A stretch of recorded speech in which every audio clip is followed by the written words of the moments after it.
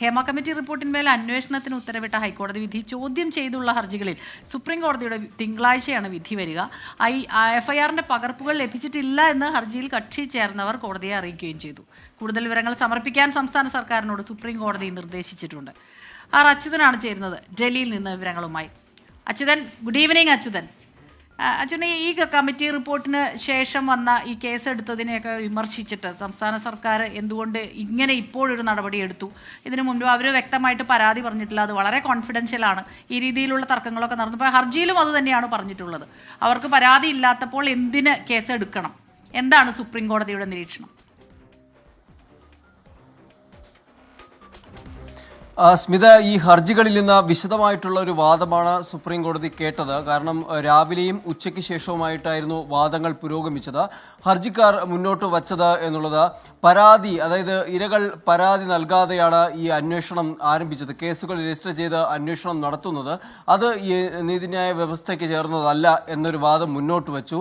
മാത്രമല്ല പലർക്കും, അതായത് ഹർജിയിൽ സജിമോൻ പാറയിലിന്റെ ഹർജിയിൽ കക്ഷി ചേർന്ന പലരും പറഞ്ഞത് ഈ FIRന്റെ പകർപ്പുകൾ പോലും ലഭിച്ചിട്ടില്ല എന്നുള്ളതാണ്. പരാതിയോ പരിഭവമോ പറയാതെയാണ് ഈ കേസുകൾ രജിസ്റ്റർ ചെയ്തിരിക്കുന്നതെന്നും ഹർജിക്കാരൻ മുന്നോട്ട് വയ്ക്കുകയുണ്ടായി.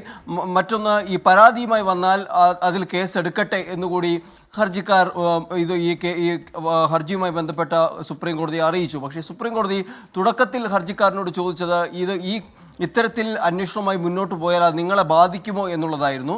പക്ഷേ ഒടുവിൽ ചോദ്യങ്ങൾ സംസ്ഥാന സർക്കാരിനോടായിരുന്നു. പരാതി നൽകുന്നില്ലെങ്കിൽ പിന്നെ എന്തിനാണ് കേസ് എടുക്കുന്നത് എന്ന തരത്തിൽ സുപ്രീം കോടതി സംസ്ഥാന സർക്കാരിനോട് ചോദിക്കുകയുണ്ടായി.